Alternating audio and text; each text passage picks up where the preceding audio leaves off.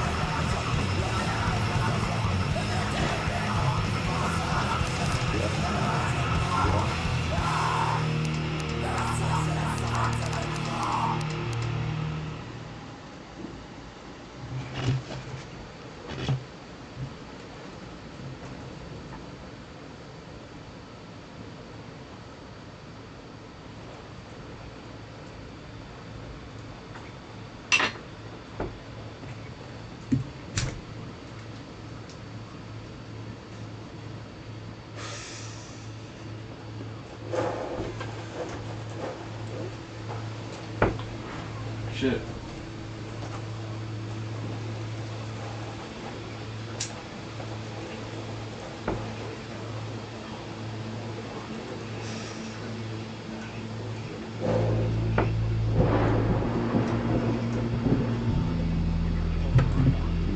Damn.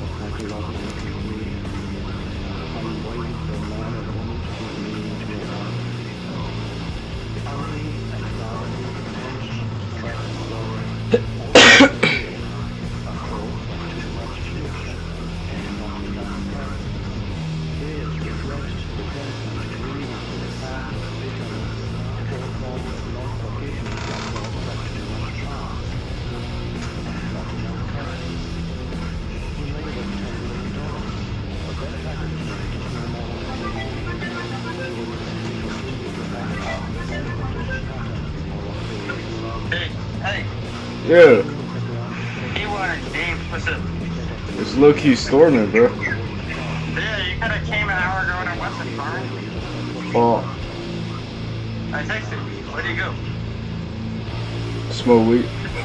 Oh, okay. Wait, if the weather subsides quickly, then you should come to stop then. All right, well, what's going on?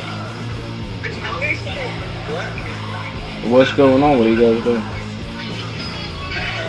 Like my parents met the family or whatever, and we're just having beer. Oh, that's fine.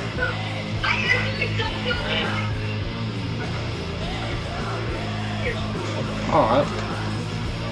Wait,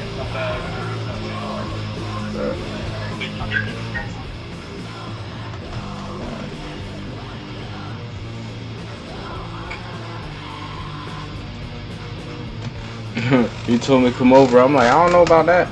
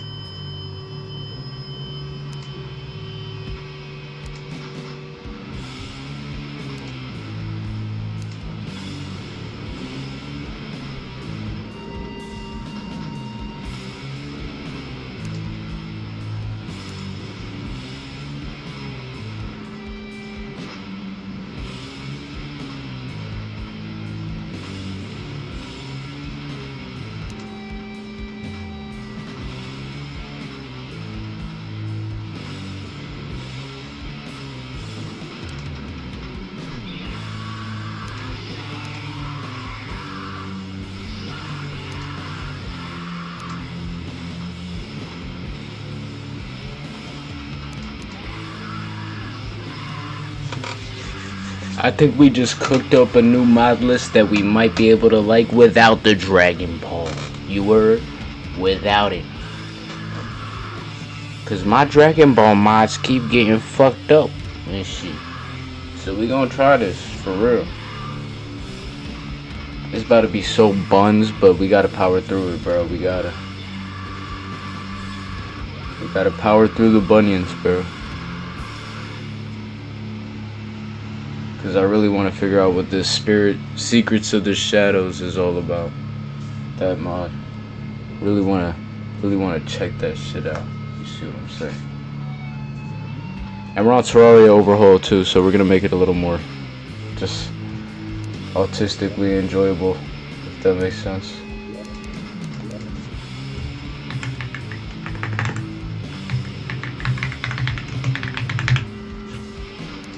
Squamble 3. Okay. What kind of hairstyles do we got now?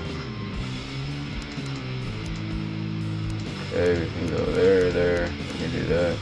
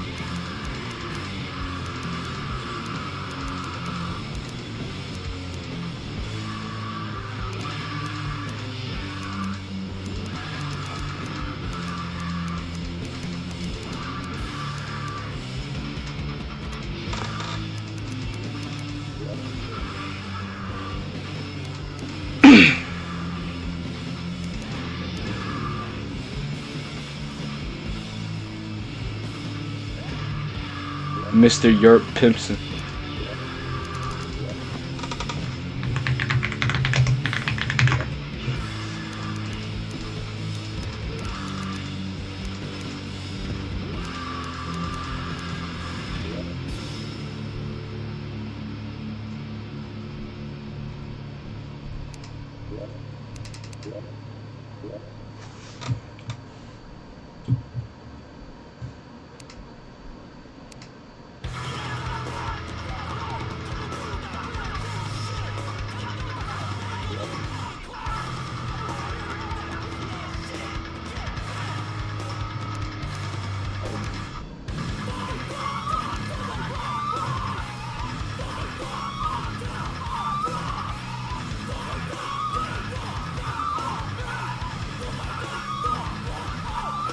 I don't like Secrets of the Shadows. I tried. I don't like it. Alright. Which one are we gonna add then?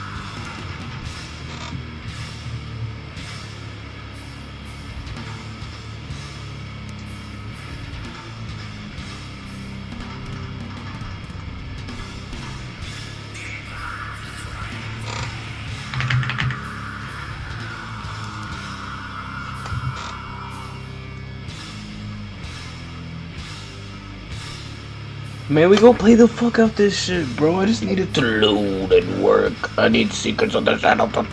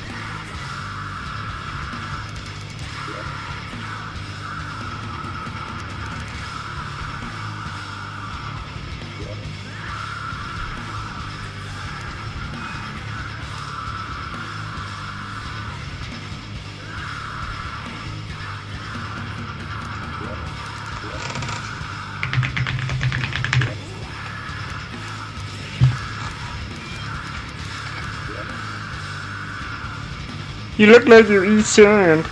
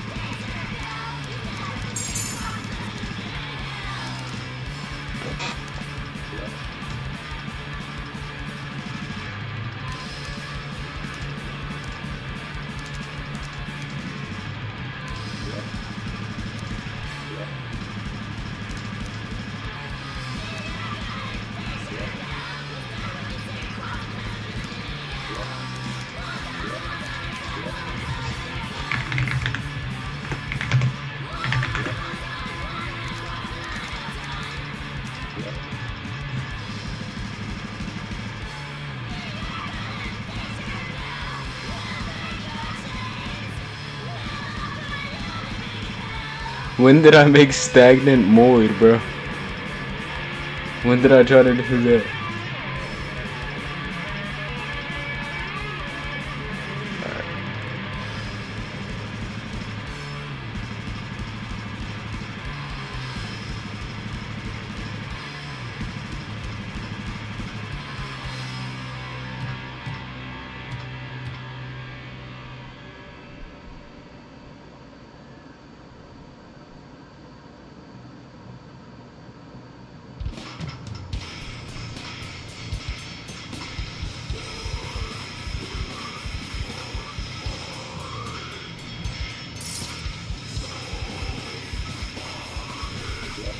Ooh.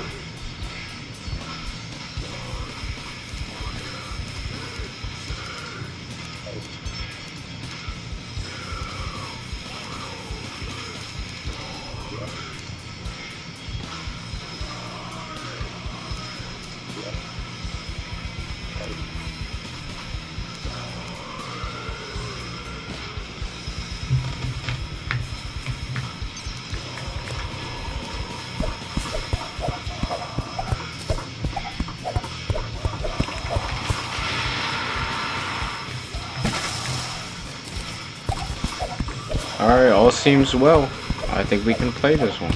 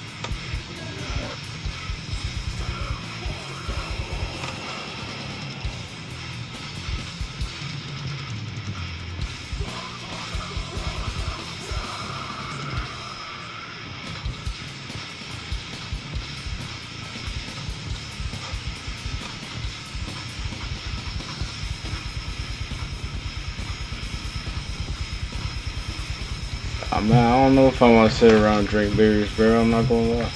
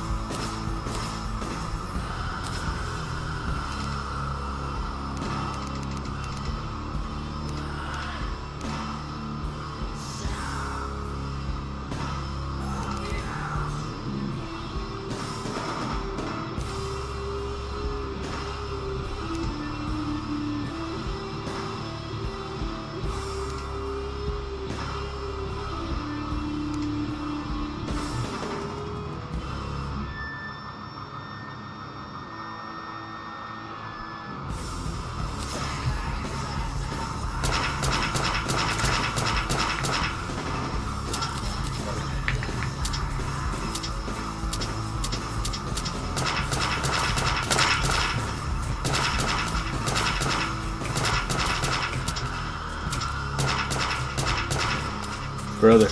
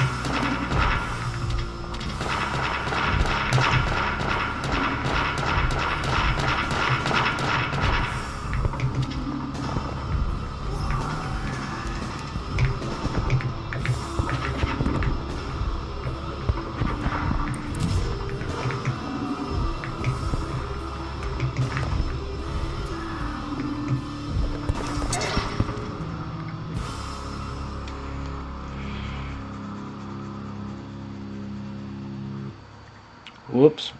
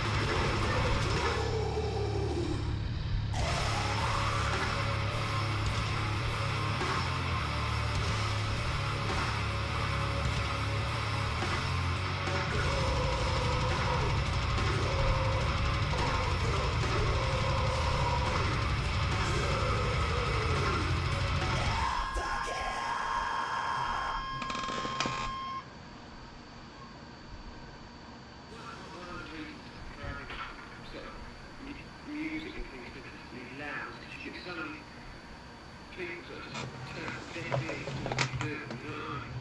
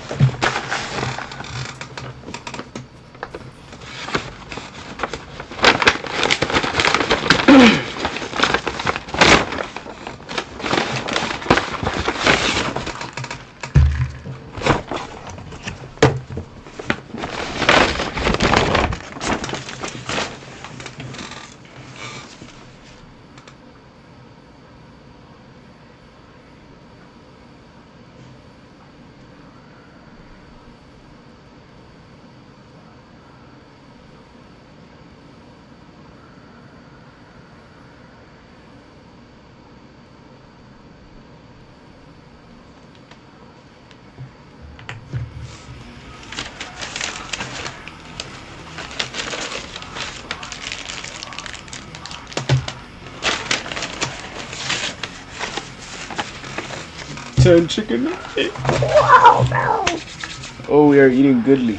Let us build a house so we can eat in the real life endgame.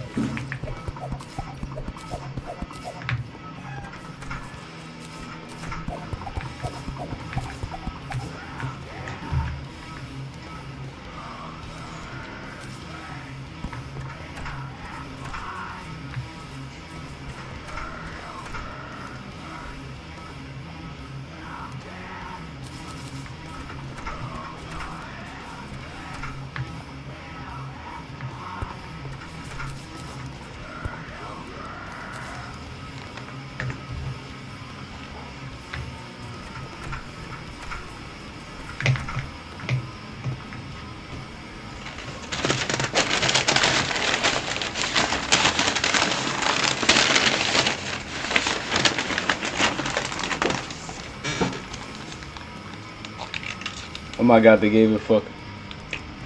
They gave a fuck about my order. They gave a fuck enough to give me buffalo, bro. Buffalo sauce. Buffalo. Oh.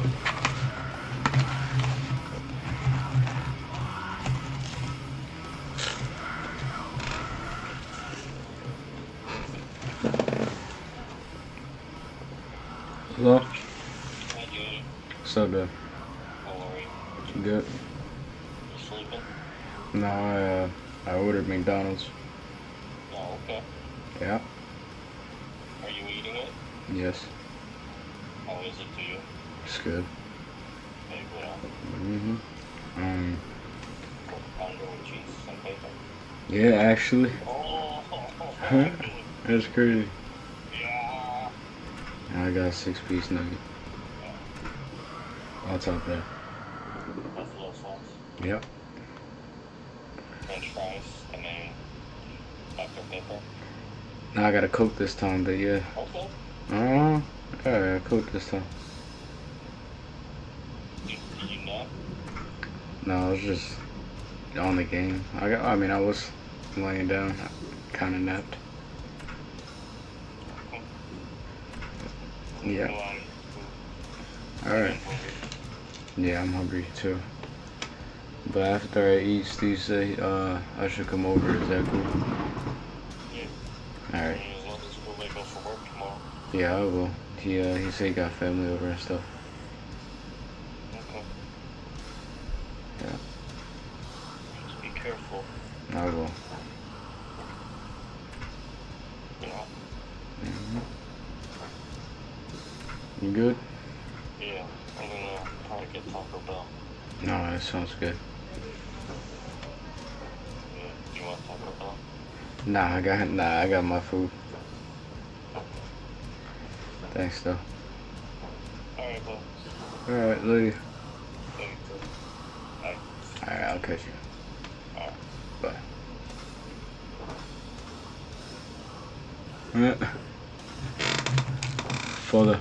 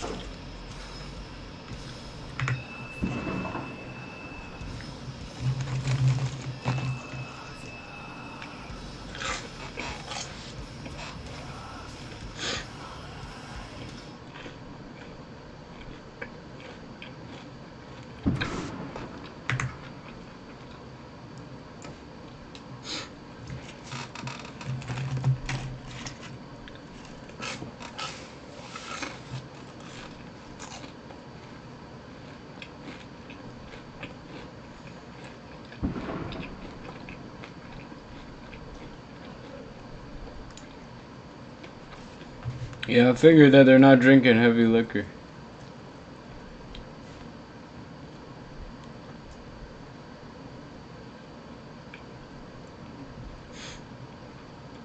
I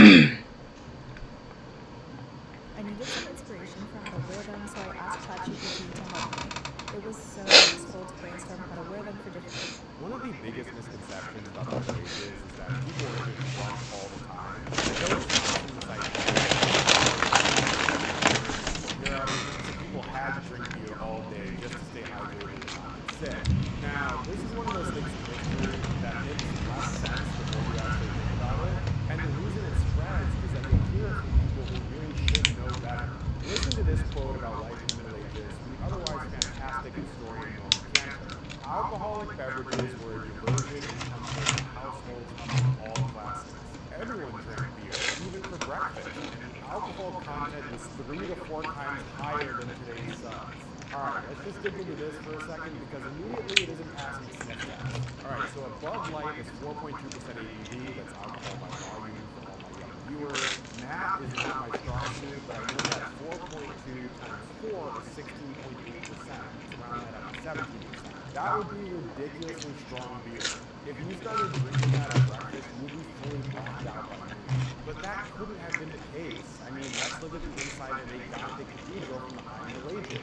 Look at the incredibly ornate decorations, the sculpting, the understanding of physics you have to even be able to build something this massive in a time before computers and have it stand for 1,000+ years. Obviously, there were master masons who would plan the whole thing out, but most of the labor on these cathedrals was done by townspeople who had extra time on their hands. It was volunteer work. We've largely forgotten this concept, but medieval people truly believed that faith without works was dead, and a great way to show your faith was to spend your free time laboring on a massive monument to glorify the Almighty. Now, I can't speak to your personal tolerance, but if I was drinking 17% ABV beer all day and trying to do any kind of labor, there's just no way. I would either pass out or more likely get into a fight with one of the other peasants. But Norman Graves be ridiculous, my young viewers. Alright, let's just dig into this for a second because immediately it isn't passing the sniff test. Alright, so a Bud Light is 4.2% ABV, that's alcohol by volume for all my young viewers. Math is not my strong suit, but I know that 4.2 times 4 is 16.8%. Let's round that up to 17%. That would be ridiculously strong beer. If you started drinking that at breakfast, you would be fully blacked out by noon. But that couldn't have been the case. I mean, let's look at the inside of a Gothic cathedral from the High Middle Ages. Look at the incredibly ornate decorations, the sculpting, the understanding of physics you would have to even be able to build something this massive in a time before computers and have it stand for 1,000+ years. Obviously, there were master masons who would plan the whole thing out, but most of the labor on these cathedrals was done by townspeople who had extra time on their hands. It was volunteer work. We've largely forgotten this concept, but medieval people truly believed that faith without works was dead, and a great way to show your faith was to spend your free time laboring on a massive monument to glorify the Almighty. Now, I can't speak to your personal tolerance, but if I was drinking 17% ABV beer all day and trying to do any kind of manual labor, there's just no way. I would either pass out or more likely get into a fight with one of the other peasants. But Norman Granter said medieval beer was 3 to 4 times stronger than ours, so let's be generous and take the low end. So Bud Light, 4.2% ABV. Then if you multiply that by 3, that's still 12.6% ABV. That's still incredibly strong. You can get pretty hammered just drinking a few modern IPAs that are like 7.5% ABV. And I know some of you in the comments are going to raise the obvious objection, well, what if your body was used to it? Like, theoretically, medieval people would have been drinking this kind of beer since they were super young, and they'd probably figure out how to space out their drinks so they wouldn't get too rowdy. And to that I say, maybe, but here's the thing. The whole concept is built on a super shaky foundation, which is the myth that medieval people somehow didn't have access to clean water. And that already makes no sense for a pre-industrial society. So before we say another word about beer, let's shatter that shaky foundation first. And then I want to talk about the part that never really gets mentioned, which is what actually happened to the medieval people who did drink too much. Because some of them obviously did, and their entire world was actually kind of built for recovery from alcoholism. It was a lot more sophisticated and empathetic than we might think. But first, let's talk water. Medieval societies invested a ton in water infrastructure. It was thought of as one of the most important parts of like the area where a group of people actually live. Cities spent huge amounts of capital building and maintaining public water systems. Probably the most famous is the Great Conduit in London, which was built in the 13th century, right smack dab in the middle of the Middle Ages. Obviously, these English engineers couldn't have been that drunk because they set up this incredibly complex system of pipes that brought fresh spring water from Tyburn right into the middle of London. Now, it is worth mentioning that these were lead pipes, but like, let's cut these guys some slack. It's still impressive. If you leaf through medieval town records, they're almost always filled with all kinds of regulations against polluting public water sources, and if you got caught polluting, you were smacked with a heavy fine or something worse. Obviously, there weren't huge factories and data centers pumping cancer into local rivers back then, but there were tanners and butchers and cloth dyers who would take the byproduct of their work and just kind of surreptitiously dump it in the river. That was a big no-no, and medieval authorities were all over this. You don't write fines for polluting the drinking water if nobody's drinking the water. Let's take a look at the waterworks plan of Christ Church, Canterbury, which was drawn up around 1160. It was designed by one Prior Wybert, and this was basically how it worked. First, water was drawn from an uphill spring outside the city walls, Then it passed through a series of perforated lead settling tanks to filter out the sediment and the dirt. They didn't know about the bad parts of lead. Again, let's cut them some slack. Then the water entered the monastery via a high-pressure lead pipe system. The cleanest water was routed directly to the washing fountains and the kitchens for drinking, and the runoff water was sent down to the baths and the latrines. So it seems to me like access to clean drinking water was definitely a thing in the Middle Ages, in cities and in monasteries. I want to look at the medical science here too, because I think part of this historical misconception actually stems from the idea that medieval people thought water was toxic, but it turns out they loved water. They just had a totally different non-bacterial framework for explaining how it affected the body. Medieval medicine is rooted in Galenic humoral theory, which was based on the writings of the 2nd century Greek physician Galen, easily one of the most influential medical minds of all time. You might have heard of this idea of the 4 humors before. Basically, the human body is made up of 4 bodily fluids: blood, phlegm, yellow bile, and black bile. And being healthy to the medieval mind meant keeping those 4 fluids in a nice balance. Everything you drank or ate had a specific complexion, meaning some combination of hot or cold and wet or dry. The most influential medical text read by educated medieval Europeans was Avicenna's Canon of Medicine, which was translated into Latin in the 12th century. Avicenna was big on drinking a ton of water. He would be huge on health and fitness TikTok if he was alive today. They seem to really love hydration over there. He even specified the best kind of water, so take notes, this is still relevant. He said good water is that which is pure, clear, and crystal-like. It has no taste, no odor, and it is quickly heated and quickly cooled. So that's the kind of water you're supposed to be chasing in the Middle Ages. And I want to point out, this wasn't just scholarly knowledge locked away in monasteries. It trickled, pun completely intended, down to the lower classes through these vernacular self-help books that started to get really popular in the 13th century. There was this one called the Regime du Corps that advised people to seek out the healthiest drinking water by only getting it from streams that flow towards the east or the north. I know we're not really outdoorsy anymore these days, like medieval people just kind of naturally were, so you're probably wondering why that is. It's because the morning sun hits the eastern-facing streams first, which basically cooks and purifies the water naturally and removes the stagnant, gross stuff you don't want. But enough about water, I'm sure that's not what you clicked for. The point I'm trying to make is that medieval people drank water and they had access to clean drinking water, so enough with the myths. We have got to the point where literally anybody can build a fully working app without knowing how to code. This is Base 44.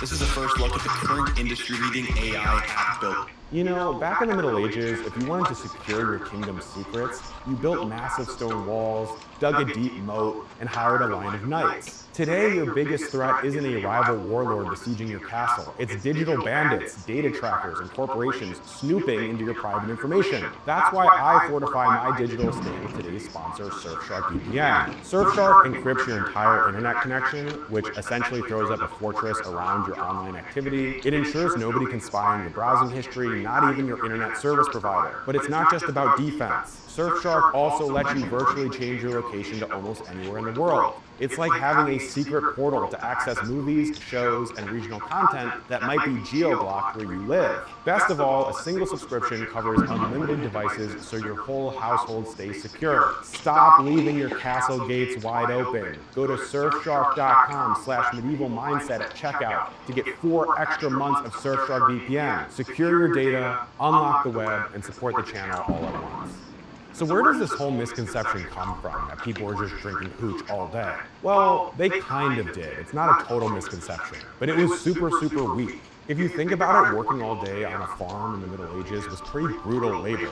Even if you're a smaller person, and medieval people were on average slightly shorter and skinnier than us, you're still burning a ton of calories doing that. Some modern sports historians have tried to guesstimate how many calories a medieval farm worker would burn every day, and the ballpark seems to be between 3,500 and 4,500 calories a day, depending on the season. In his book, Everyday Life in Medieval England, the economic historian Christopher Dyer actually went through all of the manorial accounts, trying to track the exact diets that were provided to harvest workers. So this is where some of the confusion actually starts to come in. I want to talk about this. His data revealed that during the late summer harvest, which was easily the most grueling part of the year, manors usually rationed up to 1 full gallon of ale per worker per day. So imagine a milk jug gallon, that much beer. Okay, so now we're getting somewhere. If this had been modern 5% or 6% ABV beer, everyone would have been completely hammered. But the reason they drank this stuff in the first place was for the calories, although I do wonder if there was just a nice little baseline buzz you get going once you've been sipping for a while. It's doubtful though, for reasons we'll get to in a second.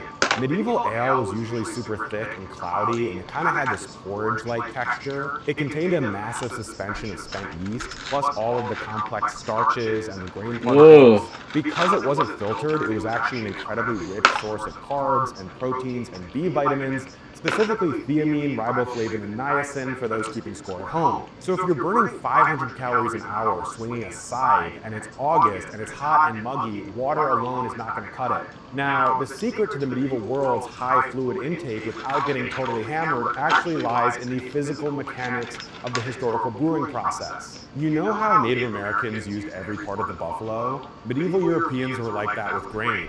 They squeezed everything they could out of it with their brewing process, and let's talk about how it worked. Native Americans used every part of the buffalo. Medieval Europeans were like that with grain. They squeezed everything they could out of it with their brewing process, and let's talk about how it worked. There were the first runnings, which was the initial hot water soak, and that extracted the highest concentration of fermentable sugars. Stay with me here, this is relevant. That made the super strong beer, and that's the stuff I'm sure Norman Cantor was actually thinking of. But then there were the second and third runnings, which produced what they called small beer, which was the weak porridge stuff that people would actually drink throughout the day. Instead of throwing away the grain after that first soak, the brewer would just pour fresh water over the already spent grist and then run it again. Because the sugar content of this small beer ended up being so low, the beer would usually come out somewhere between 0.5% and 2% ABV. So imagine like a kombucha level of booziness. Because of that, I feel like you probably wouldn't really even be rocking a buzz after drinking a gallon of it throughout the day, especially if you were spacing it out and sweating a lot. But hey, I'm no expert. Let's get technical though, because I'm trying to be an expert. A working adult metabolizes roughly one standard drink, about 0.6 ounces of pure alcohol per hour. So if you're a medieval laborer and you consume a gallon of 1% ABV small beer slowly over a 14-hour workday, your body is processing the alcohol way faster than it could ever accumulate in your bloodstream, which means you're getting total hydration, continuous energy, and basically zero cognitive impairment. This is actually genius. At least I think so, but I'm biased. I'm a medieval history nerd. Now, medieval people didn't understand germ theory, but they weren't stupid like we think, and in some ways they were kind of masters of empirical observation. To make the ale, the wort had to be boiled, and even though they weren't doing that specifically to kill germs, they noticed that the stuff that was coming out of the boil wasn't giving them any stomach issues, so they kept making it that way. Sure, they didn't know the scientific mechanism, but they got the result anyway, and obviously this is not the behavior of a civilization that was blackout drunk by lunch. Although, just like any era of history, some people were. The human mind is basically the same today as it was then. I know I say that a lot in my videos, but it's true. So that would mean that alcoholism has certainly always existed. Now, obviously alcoholism is a relatively modern term. Medieval people didn't have the same understanding of it that we do, and they also didn't really view it as a progressive disease or something that could be passed down genetically. Instead, the medieval world viewed chronic drunkenness through kind of a dual framework. On one side, there was the voluntary sinful surrender of human reason, and then on the other side, there was the physical corruption of the brain caused by toxic body vapors. And that part ties right back in with what we learned earlier about humoral theory and the teachings of Galen. So it was part moral, part medical, which sounds familiar because I think that's basically the same tension we're still arguing about today when we ask whether addiction is a disease or a choice. The historian A. Lynn Martin looked into this pretty deeply in his study Alcohol, Sex, and Gender in Late Medieval and Early Modern Europe. And one of the big takeaways is that medieval and early modern people were perfectly capable of telling the difference between somebody having a normal night at the alehouse and somebody who had a real problem. They even had a whole vocabulary for it. I don't know, I feel like we have this merry old drunk peasant image where everyone in the Middle Ages is just happily sloshed all the time. but Martin disproved that pretty thoroughly.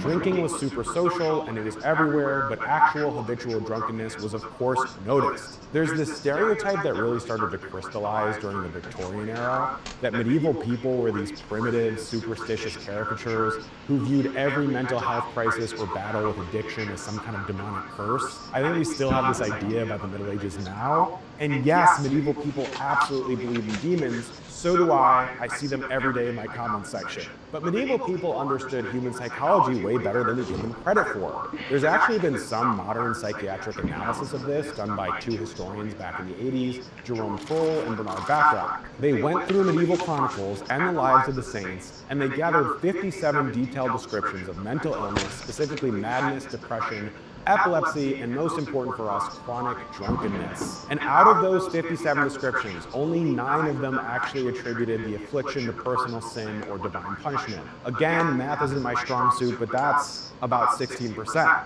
And when the medieval writers did blame sin, Kroll and Bachrach found that it was almost always being used as political or religious propaganda because it was a pretty good weapon if you aimed it at a specific enemy of the monastery or some rival kingdom. So the "this guy is drunk because God is punishing him" framing wasn't really how they actually understood addiction. Also, new merch is now live. We have the Chronically Online Crusader t-shirt, as well as the OG Medieval Mindset Charlemagne shirt, the mug, the hat, all available at medievalmindset.com. Use code MINDSET for 10% off all purchases. One more thing, if you love my content, you love medieval history, go sign up for the Patreon. For just a few dollars a month, you get early access to my videos, access to the podcast, the book club, weekly essays on cool medieval history stuff, Q&As with yours truly. It's really an incredible community, so sign up now. Back to the video.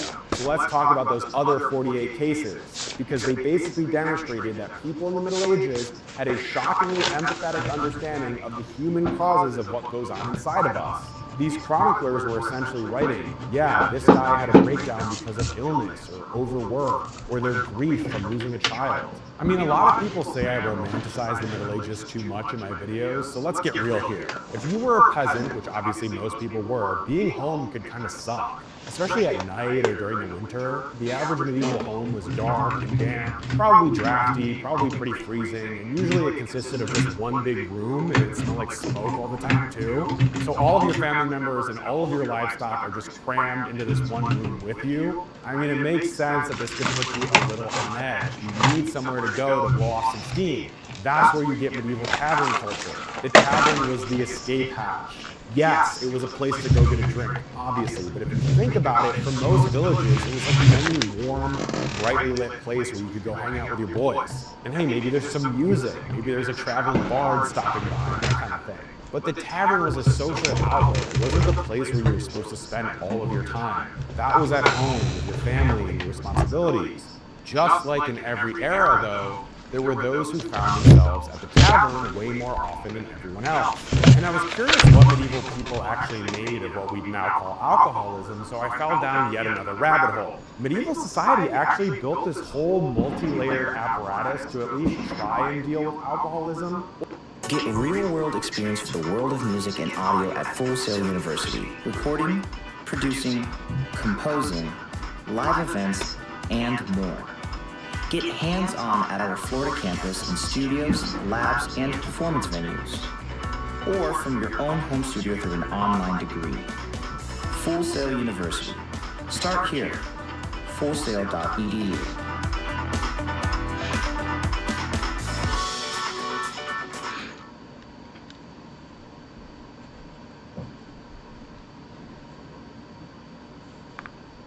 When people hear the words print on demand, they picture a graphic slapped onto a basic tee. But that's not necessarily how you build a brand that people will keep coming back to. Today I want to show you something different. I want to show you a print on demand supplier that was built for apparel first designs. High quality premium t-shirts, sweatshirts, and different products on their site. Look how cute it is when it's actually on. And this is my new favorite sweatshirt. We have a snow. We'll start at the top with the monasteries. Inside the monasteries in medieval Europe, sobriety was basically elevated into this ultimate athletic achievement of the soul. And I'm using the word athletic for a specific reason because the root word for asceticism is the Greek askesis, which translates to training or athletic discipline. There's a lot of that imagery in the New Testament about running the race. A monk pursuing sobriety thought of himself the way a modern athlete might think about like a training regimen. The gold standard primary source here is chapter 40 of the Rule of St. Benedict, titled Concerning the Measure of Drink, and it was written all the way back in the 6th century. It was basically the foundation of all medieval monasticism. For a feisty Italian fella writing in the so-called Dark Ages, St. Benedict seemed to kinda understand alcohol dependence. He admits that total abstinence is the ideal, but he also knows that a lot of these monks are going to have a hard time with that. He says, and I quote, "We read that wine is by no means a drink for monastics, but since the monastics of our day cannot be persuaded of this, let us at least agree to drink sparingly."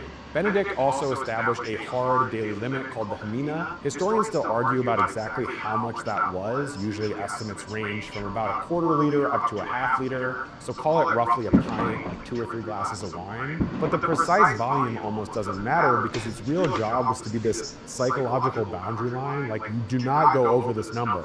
Also, if you've watched my videos, you know a few things about medieval Catholicism, so you've probably guessed that alcohol wasn't the enemy because it tasted bad, it was the enemy because it threatened sobrietas, a state of intense spiritual vigilance and mental clarity that you absolutely needed in order to perform the continuous round-the-clock prayers of the Opus Dei, the work of God. If you went over the hymena and got way too buzzed, your body would get overwhelmed by lustful humors, your spiritual defenses would drop, and then you're opening up a gap for the devil to wriggle through. That's still true today.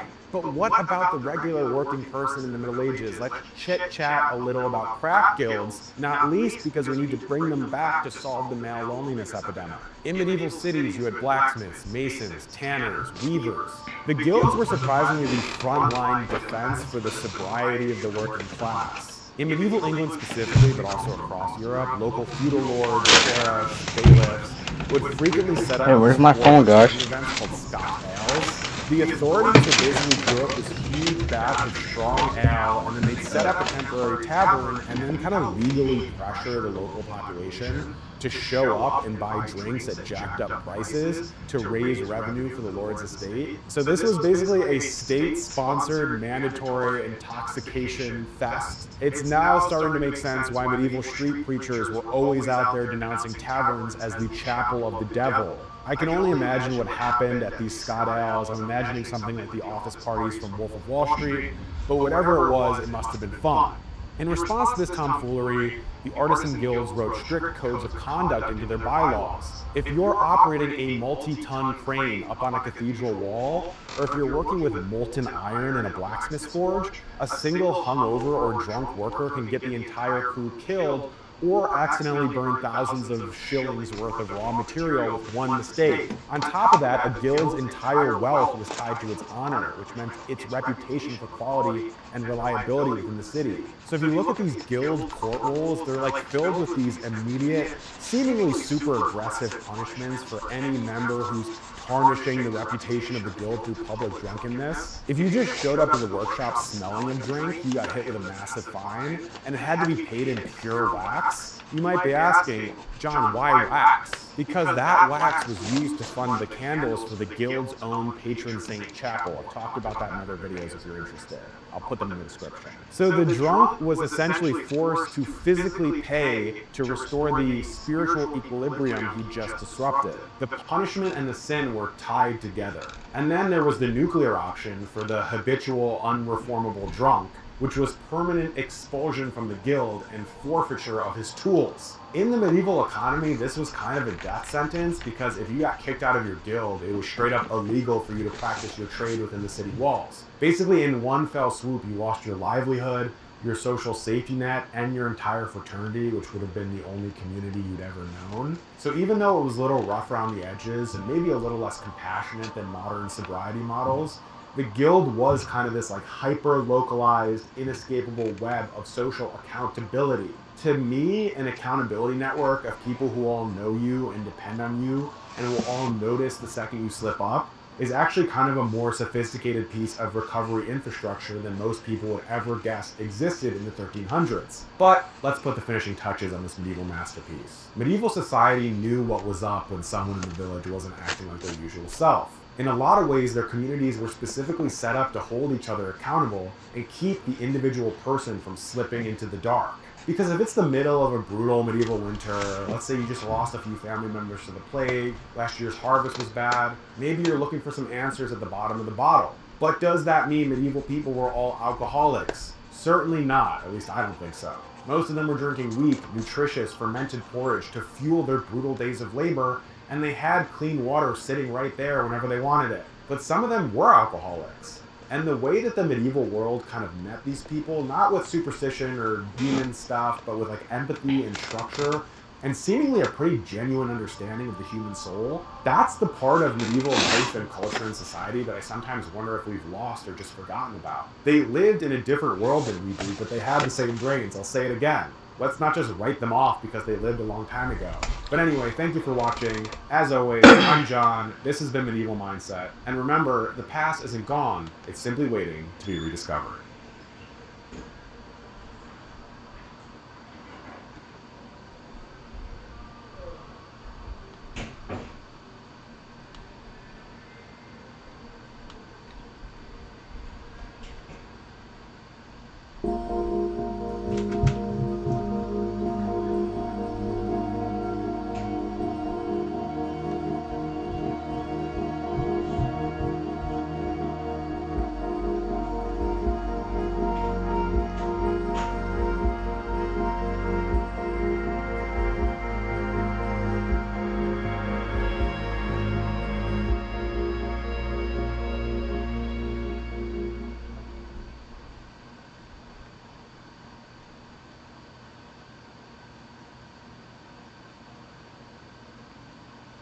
This is Retta. We're here on Venice Beach with Skull Candy. Holy shit. This is kind of crazy.